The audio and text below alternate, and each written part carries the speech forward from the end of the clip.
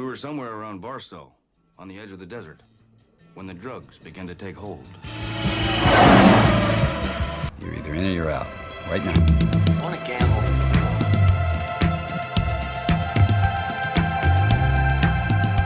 I never want to hear those words out of your mouth again. Gambling is not your problem. Has anybody ever told you before your bad luck? Most gamblers, when they go to gamble, they go to win. Those were my mother's dying words. When we go to gamble, we go to lose. Show me the money. Let's get out of here, man. Show you the money. Honestly, let's just go. Let's go to Vegas. Look at you back to that, Jerry. I want you to say it what you would mean it, brother. Show me the money! It's the Sports Memory Vegas pregame show. Good morning, championship weekend. Trevor, we made it, and there is so much in play. I don't think I remember a weekend where there were still so many moving pieces left to be found out for the entire college football landscape. Are you ready for this? I am super excited. It's definitely one where you have to have your eyes on all these games because so many different things could happen. So many outcomes could come to be, which is always fun. I think there's only one team that is guaranteed their spot in the college football playoff, which we'll get to, but everyone else, it is up in the air. So I cannot wait. So minor spoiler, before we get into last week and then our picks, are you team chaos? Like, do you want everything just to go bananas, or are you kind of hoping for chalk so we get the best teams? Like, what is your mindset going into today? I want everything to burn. I just want this whole thing to just blow up. I want people to be freaking out because they have no idea what the committee is going to choose. And all that is because I am sour and bitter. My team has no chance and I'm done for the season. So I want everyone else to suffer as much as I have. And hey, I know you're kind of in the same boat. We're not going to see much out of either. You got Florida State behind you. I'm rocking my alma mater. A whopping 7 games. We barely make bowl games combined this season with our team. So it's very rough. But we never lost a tailgate, and I'm sure you guys can say the same thing there. Always dominate the tailgate. Always have fun. That's what college football is all about. Don't let your team sour your mood. As long as you're out there having fun, that's great. It's better if you're winning, but hey, I'll take it. Beer tastes the same no matter what. Mm-hmm. But speaking of fun, last weekend was kind of a dud, right? Like not too many upsets. Kind of the calm before the storm. The biggest one is Michigan dominating Ohio State. CJ Stroud had his worst game. The Ohio State defensive line got manhandled. Like, I don't remember that many 5-stars getting pushed back 2, 3, 4 yards. That Michigan offensive line and run game is way better than I thought. Any takeaways from you in that Big Ten blowout? Yeah. So I think there's two things that happened here. I think CJ Stroud lost his opportunity of winning the Heisman during this game. He needed to have that big defining win against Michigan. It was away. But I think the biggest thing that happened, and it goes to your point on the line getting manhandled. So Ohio State's defensive line just not looking good at all. That weather, I think, had a lot to do with it. Snowing, it was cold, you're on grass, you're not on AstroTurf, it's hard to get footing. And that's what that Michigan team does well, is kind of dominating in crappy weather. So I think if the weather was a little bit different, and I think that the outcome would have been slightly different, I think it still would have been an extremely competitive game. But Michigan now has its chance to have Harbaugh actually do something, at Michigan for the very first time. But I'm happy to see it. I hate Ohio State, so go Michigan there all day. Yeah, no. For me, it sets up an even sadder Harbaugh. I don't know if that makes it down to SEC or crying ACC Jordan, country. type of stuff. Crying Harbaugh, sad Harbaugh is very real, and this just means he gets to be even sadder on a bigger stage. So I'm not totally mad at it. Let's stay in the Big Ten. Mertz did a Mertz. The better quarterback won. Tanner Morgan is okay. He's like 32 years old, so he should probably pull some upsets.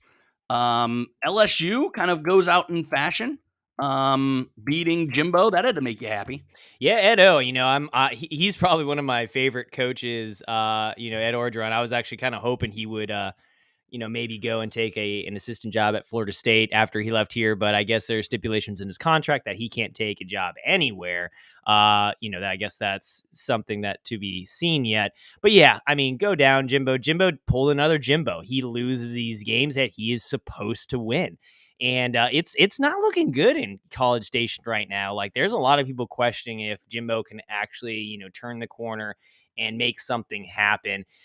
Still good at recruiting, always is. Now it just comes down to coaching and winning those critical games, and he hasn't shown that he can do that. So good job for Edo. LSU got a great coach we'll get to here in a second. So, I think LSU's on the up and up. Texas A&M is on the down.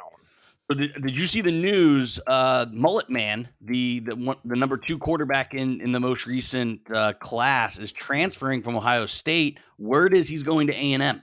So something to watch. Okay, maybe now they're on the up and up. I know the guy is good. Well, what an L for Ohio State. They lose Michigan.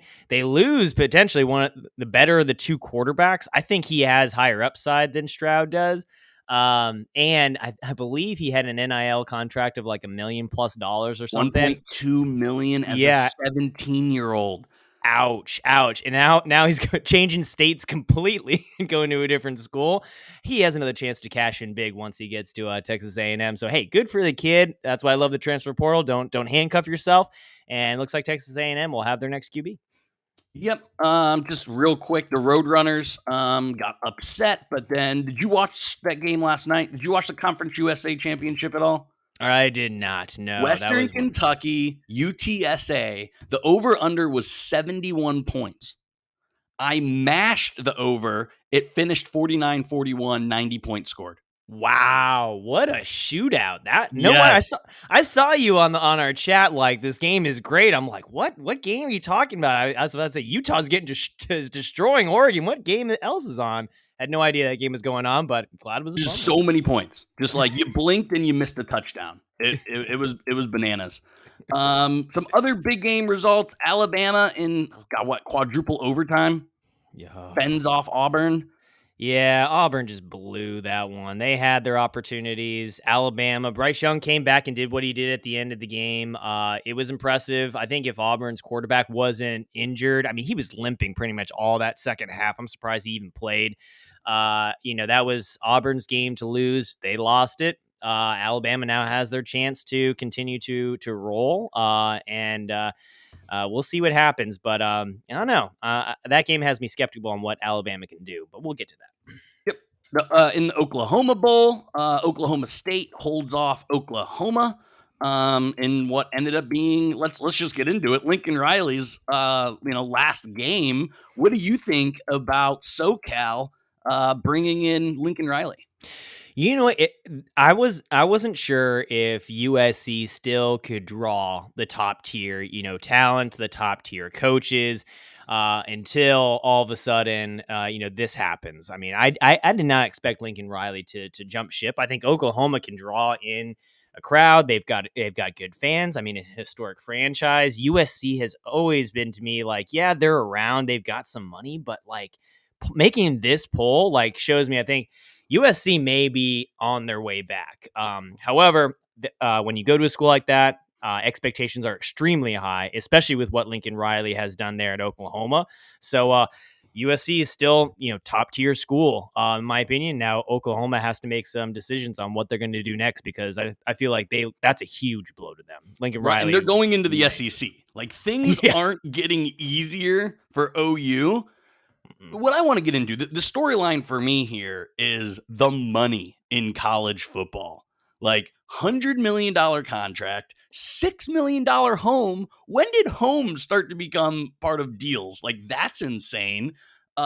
He gets access to their private jet 24/7, 365. Like, there's all these bennies that I didn't even know existed in college, the college layout. So when I saw the compensation for Lincoln Riley, I was like, man, chose the wrong profession because holy cow, $100 million, $6 million house, private jet to coach mostly teenagers. Like that's just insane. Yeah, no, it's interesting, but like I said, USC, I mean, Southern California, the money is there. I don't think there's going to be any more rich contracts like that going much above that. We'll see. But yeah, you're right. We definitely chose the wrong profession. If these guys are getting that, I can't tell you what I would do with a private jet, but I'm pretty sure it would be horrible. It would not be responsible. Let me tell you that. As two guys hosting a gambling podcast, it would not be responsible. Vegas. What can we do? Constant every weekend. Let's move down to the Bayou with Bayou Brian. All of a sudden, getting a Southern accent. That's. Little sketchy at best, but I'm with you. I think this is a fantastic hire. No offense to Edo. He can't recruit like Brian Kelly. He can't X and O's like Brian Kelly. I've always said if you can win at Notre Dame, you can win at better schools. Notre Dame is very hard to recruit at, and it's very hard to coach at because you're constantly playing against better talent. I think LSU hit it out of the park with this one. Well, let me ask you this: Do you think the USC hire of Lincoln Riley was better, or the LSU hire of Brian Kelly was higher? Because in my opinion, those are the top two hires right now. I think by far. Who do you think is going to make it out better here in the next 2 years? So if you want to look at wins and losses, I'm going to go Lincoln Riley just because the Pac-12 isn't as hard to win or is easier to win in than the SEC. But I like Brian Kelly as a coach, honestly. Lincoln Riley isn't going to be able to beat up on, Kansas and, the doldrums and Texas Tech anymore, like they're actually going to have to play Oregon, UCLA, Arizona State. They're actually going to have to play real schools. But they still don't have to play Alabama, right? They still don't have to play Texas A&M. I think Brian Kelly, is the better hire, but I think Lincoln Riley probably finds earlier success. Does that make sense? Yeah, I think it does. However, one thing I will say is look at what LSU did, when they won the Natty. Basically put together one of the best college football teams that we have ever seen in a very short amount of time. And now you have Brian Kelly, which is a better coach than Edo coming in there, better recruiter. I think things could turn around quick. I like LSU's hire more as well. Lincoln Riley, I think their USC is going to be dominating the Pac-12 within the next 2 to 3 years. And I think the rest of the Pac-12 is going to be scrambling to find their next head coaches. And now the price has been driven way up with what they're paying him. So I think there's going to be a lot of transition in the Pac-12 and Lincoln Riley will benefit, but I like the hire with Brian Kelly here. And yeah, watch out, Alabama. I think LSU is going to be on their way back. For sure. And now a question I posed in one of my other group chats, and I don't got your opinion on this. Notre Dame promotes within. When's the last time a major program hired from within? Like, I honestly can't. Like, I hear great things about Marcus Freeman. Until this past week, I didn't know who Marcus Freeman was. I never heard of that name. Weird decision by Notre Dame, in my opinion. Not saying it's good or bad. I'm just saying I've never heard of an internal hire at this big of a program. Yeah, so I think what it came down to was the support that the owners or the management got when they said they were looking at Marcus Freeman to replace and promote within. So like pretty much all the assistant coaches were like, yes, and we'll stay here. So usually when you have a head coach that leaves, you see a lot of other, assistant coaches leave. It's almost like a whole revamp. But like they were able to keep things together, and get votes of confidence from their assistant coaches. So that was a big, plus. The players were all on board, with that as well. And with the transfer portal, that's extremely important to have the players on board with it. So he had that support internally. And I think they'll get it. I think they got him at a discount somewhat too. So, Notre Dame's got plenty of money, so I don't think that's necessarily their angle. But I think you don't see it happen often. I think the last time I saw something like this was actually Mario Cristobal being promoted from within at Oregon when Willie Taggart left and went to Florida State. Ended up I thought actually, we don't speak of that name on that podcast. I'm saying it was a great decision by Oregon because they were way better than Florida State. At the end of that, and just showing how much how good decision actually how much of a good decision that was. Even though Mario Cristobal with the loss last night isn't looking amazing, but I think that's the last big one that I could think of where it was promoted from within. So we'll see how it goes. But yeah, right. I had no idea who this guy was either until they promoted him. Hot take, when you let the players and the coaches make these decisions, it normally doesn't go well. I'm guessing Marcus Freeman is out in 4 years and Notre Dame stumbles. Yeah, and also I think the talent pool of head coaches was still is shallow. There wasn't a ton out there, so when maybe they'll sit on it just for a little bit, see if something else opens up. I thought they would hire Cincinnati's coach Luke Fickell.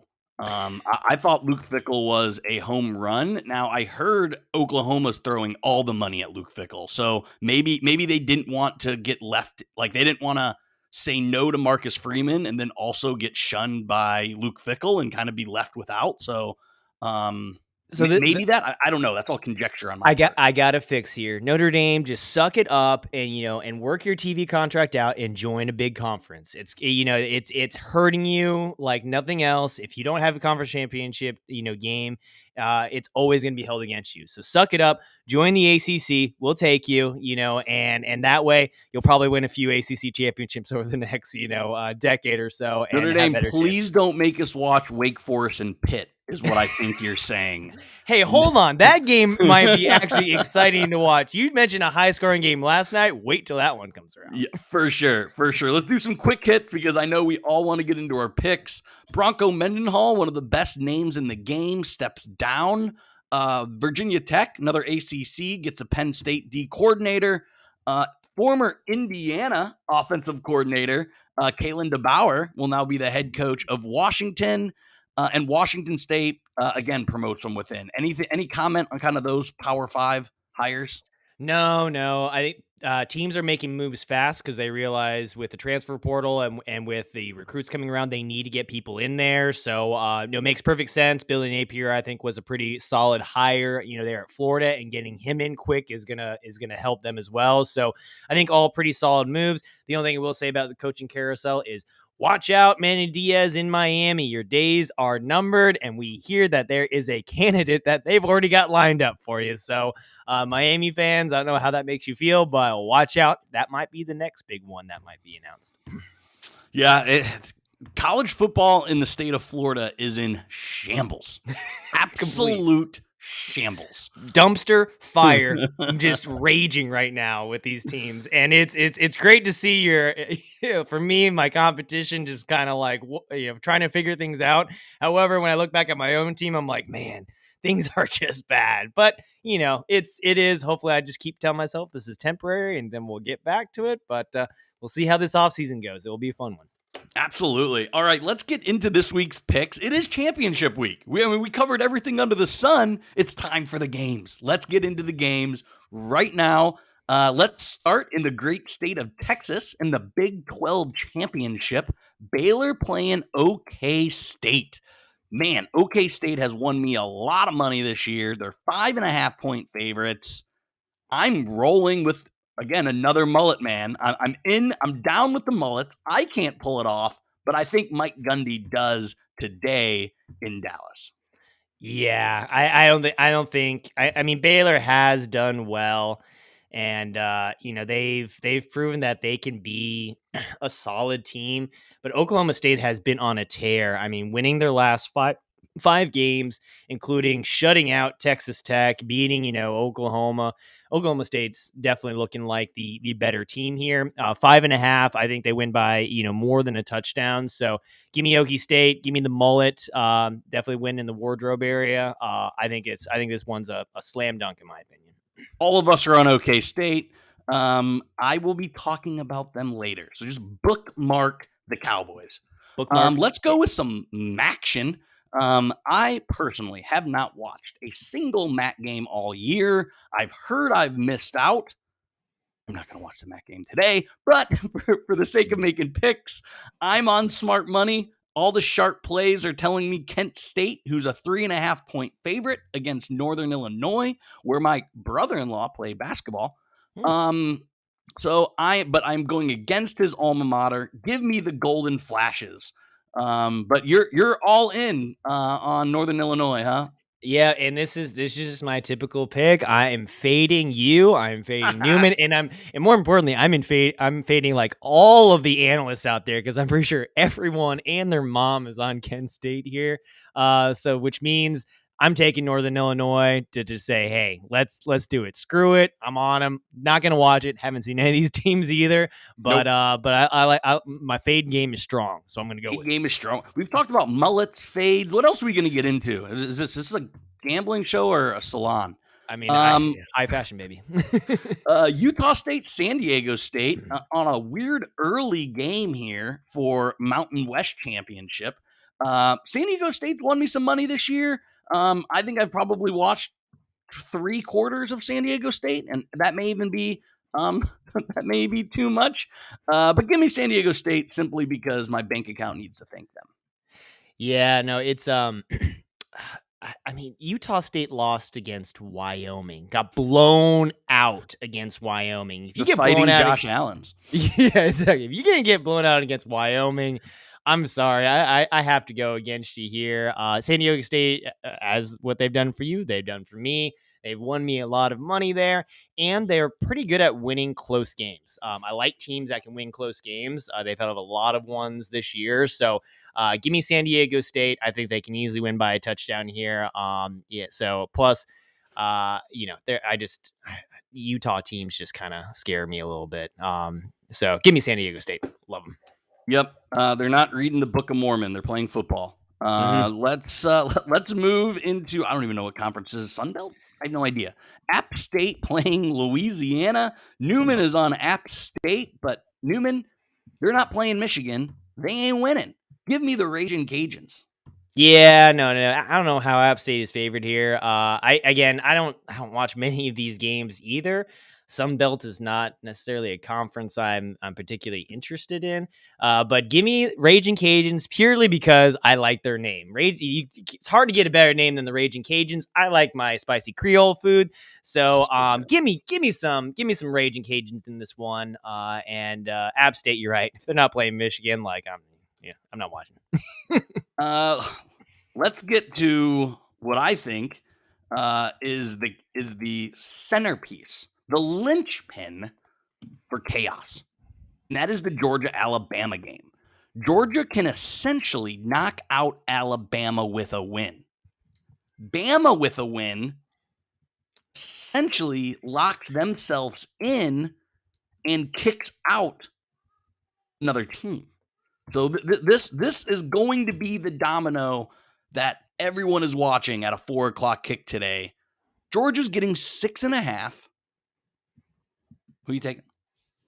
I like Georgia here. I think that my choice in this was looking at Alabama struggle against Auburn. And Auburn, yeah, they've got an okay defense. It's nothing, great. Yeah, rivalry week. Don't look too far into it. Anything can happen. Georgia has steamrolled teams. Georgia has looked amazing. Particularly that defense looks really, really good. And Georgia is just going to run the ball. I mean, they'll have their options. I think they'll be able to manhandle this team. I don't think they'll necessarily need to throw the ball a ton. They've got some solid running backs, and I think that defense will do enough to allow them to just kind of cruise. Plus, I think Georgia will control the time of game with that, with the run game. I like Georgia here, and I think this will be a time where Alabama is left out, of the college football playoff. Chaos would say, if theory would be root for Alabama here, because that would cause a lot of what ifs to happen, and potentially could knock out a Cincinnati if an Alabama wins here, which I want to see Cincy in there, purely because it piss off a lot of people. But I think Georgia gets it done. I think they win by over a touchdown and show everyone that the reason why they're the number one team in the country. Trevor.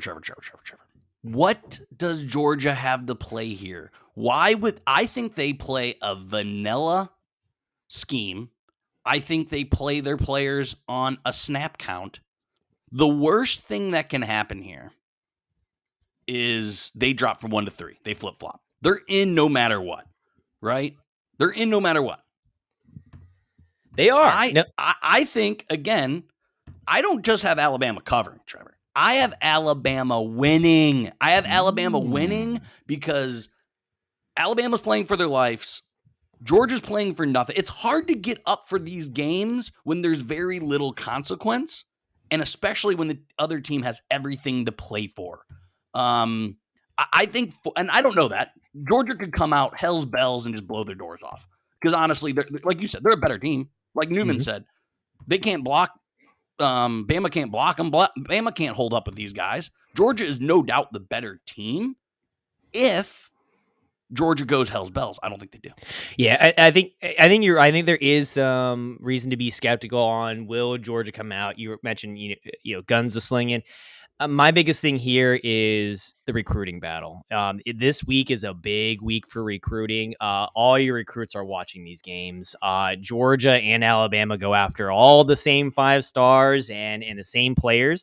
I think Georgia wants to make a statement, say, hey, we really are that team. We are the best team in the country. We aren't just going to let things down in an SEC championship just because we want to rest people. Like, we're here to play our game, and we're not going to step down against an Alabama out there, which is the reason why I think that they will win here, is to make that statement.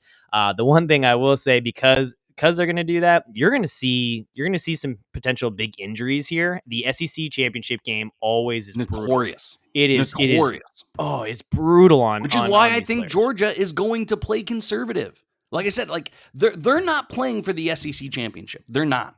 When's the last time Georgia's won a championship? I think like the 80s. Right? It has been. Yeah, no, you're right. I know this because I was talking to a guy, Georgia guy, on Thursday after my croquet league, and he's up. Basically, yeah, I think Georgia only has 2 national championships, from my understanding. And we were talking about, I was like, Florida State's got 3. We've got the more recent one. I was making a very loose argument on why we're the better team in the program in the last decade. So again, and also because of that, I think Georgia really, really wants to win this thing. But you're right. It's a brutal matchup. Am I convincing you at all? Am I moving the needle at all in the Alabama? I'm not betting on this game. Before I will look at the live. I think it will know early on if you are right in this. So I think if you are a live bettor, watch this game early, and then you'll know pretty quickly if Georgia's going to be kind of keeping their foot off the gas a little bit. And if they are, bet heavy on Bama. I would say bet heavy Bama on money line there, which it will be. Which you'll see early on. So I'd say keep an eye on it early. That'll give you some good indication, and we'll know if you're right there, Brando. There we go. Yeah, no, and also something that cannot be ignored, Saban owns Kirby Smart. Kirby, you can't count the amount of games big games Kirby Smart's won. Kirby Smart's a former protege of Saban, right? Yes. Am I not mistaken? Yeah. So the only one who's ever beaten, the former protege who's ever beaten Saban was our good old boy Jimbo this past year. So if there's any year for it to happen, this might be the year, because it's already happened. So that the seal has been broken. So let the floodgates open and let Nick go down. We'll see. But you're right. That is another stat to consider. All right, let's move into, you know who owns ESPN, right? Isn't it? Mickey Mouse. Mickey Mouse. Let's talk about Cincinnati. Their magical season is going to end Tuesday because Cincinnati can't cover. They're 2-6 in their last 8. They're only 4-3 covering at home. It's weird a conference championship game is being played on an actual home field. I don't love that. I'd love a neutral site better. But I'm taking Houston. And I love the hook. I think Cincinnati wins something like 27-17, maybe 30-21, something like that. I do think Cincinnati wins, but they win how they've been winning all year. They win ugly. They win close. They pull away in the third, fourth quarter. I think this game is very spicy at halftime. Talk about live betting. I might actually be when Houston takes that second quarter lead, I might smash Cincinnati. This is still a gambling show, so I may live bet Cincinnati. But I think Houston makes this an awesome game. I think this is low key going to be one of the better games of the day. Now tell me why you're obsessed with the girl in the slipper.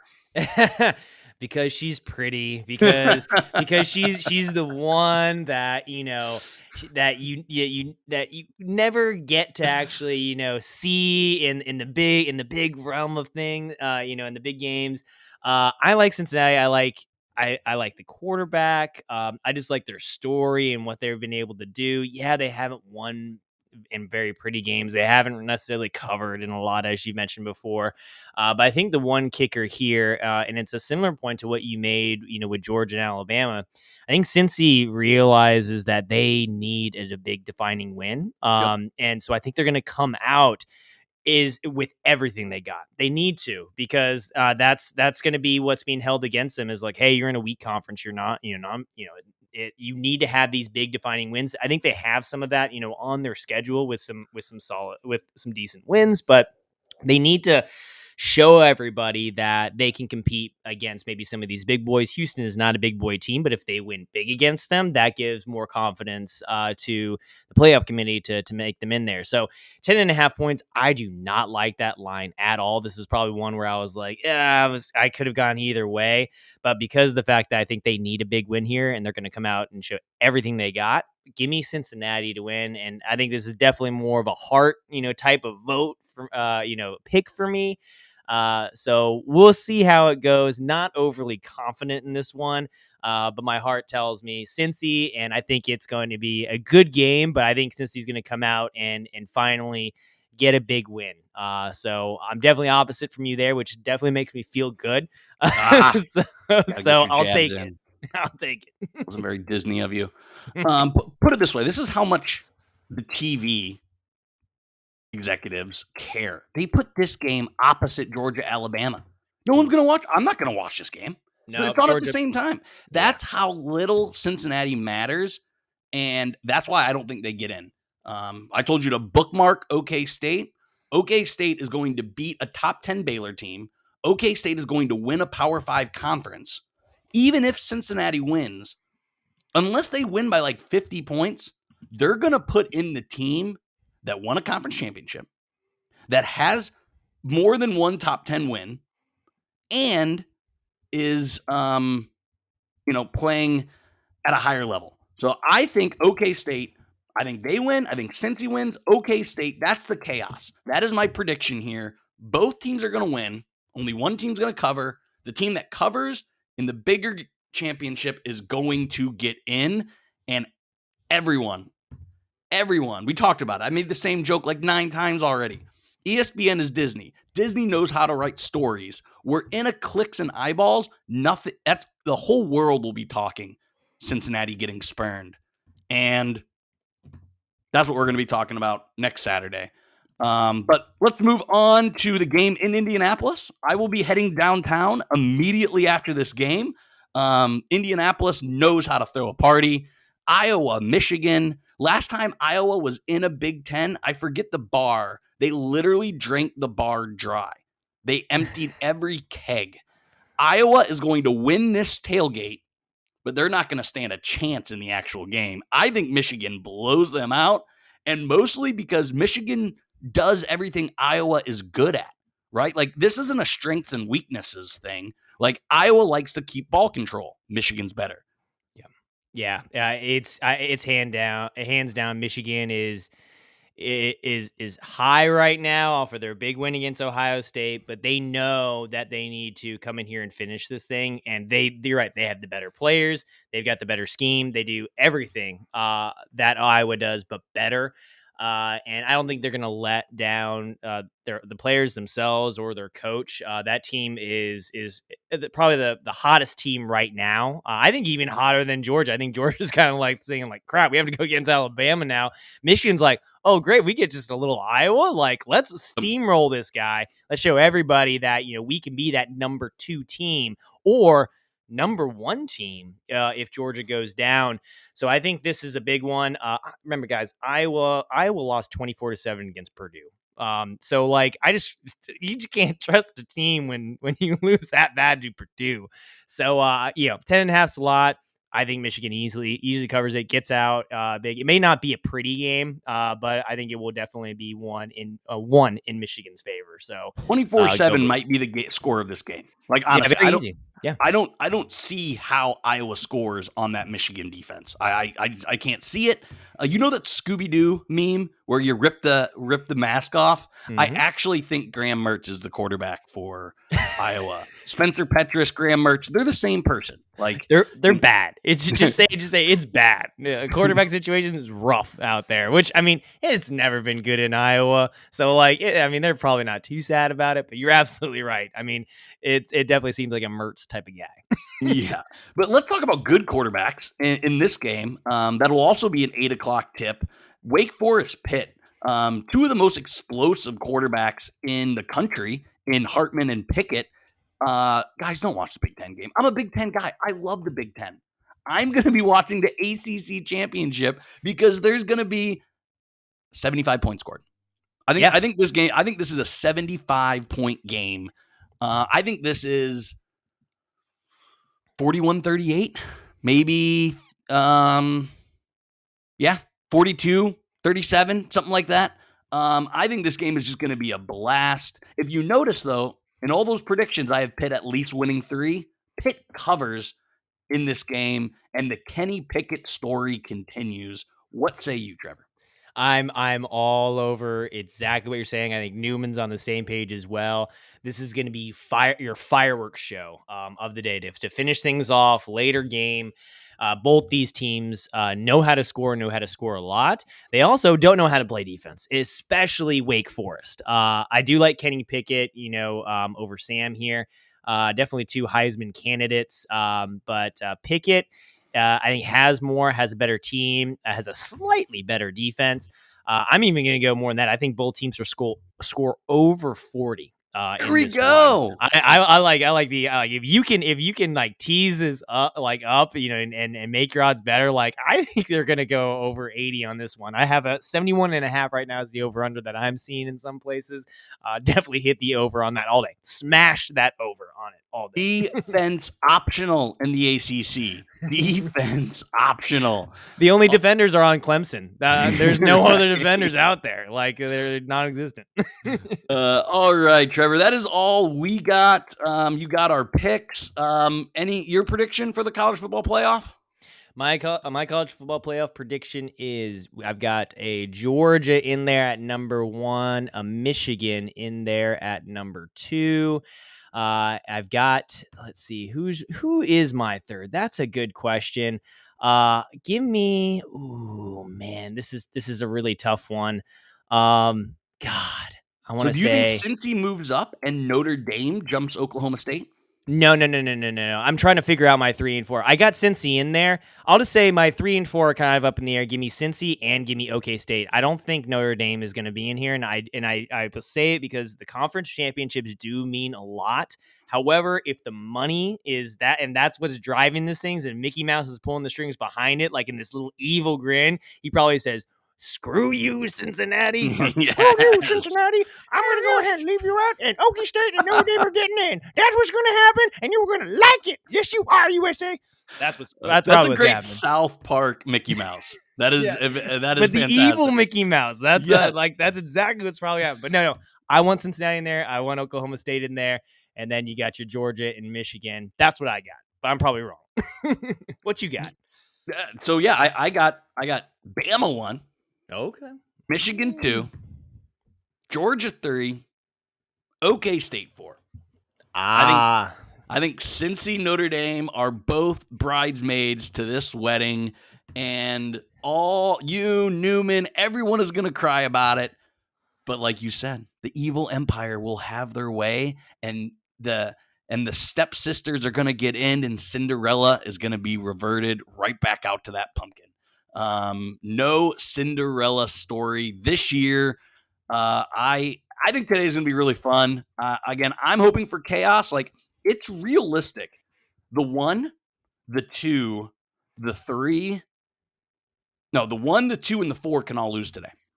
Yeah, and like I don't even know what that looks like if that happens. Like we don't have enough time to go into it if the 1, 4, 2, and 4 lose. It'll be crazy. Guys, get your bet slips in. You got about 30 minutes until that Big 12 kickoff.